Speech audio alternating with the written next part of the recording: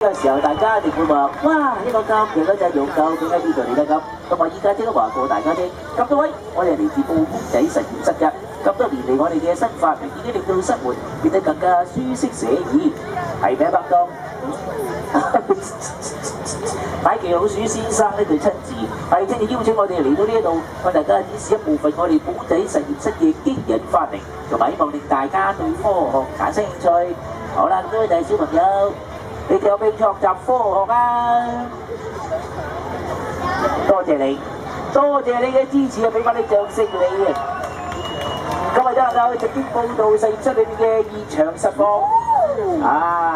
小弟我發明咗一部飛航、帆響、前無古人後有追兵嘅交通工具。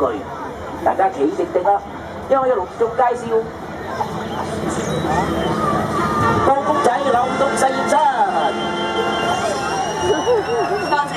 好啦，事不宜遲，我哋一齊哇一聲先，哇！耶！科學係咪好好玩呢？我愛科學。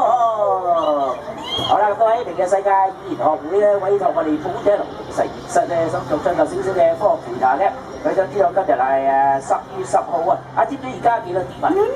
而家係14分嘅時候，究竟有幾多識講普通話嘅朋友會喺明日世界出現，同火物關博士作出正面嘅交流，一齊研究科學嘅真諦嘅？好啦，咁多位現場識講普通話嘅朋友，麻煩你一齊舉手。1位、2位、3位、4位、5位、6位、7位、8位、9位、10位、12位，啱1位。多謝你。我見到嗰位咧，講件事嘅。首先我想見到咧，就前面有位先生係同我影緊相嘅。係啊，隔離嗰位戴件白色鏡跟住小姐啊，請佢上嚟傾下傾偈，大家俾啲掌聲佢。你好啊，小姐。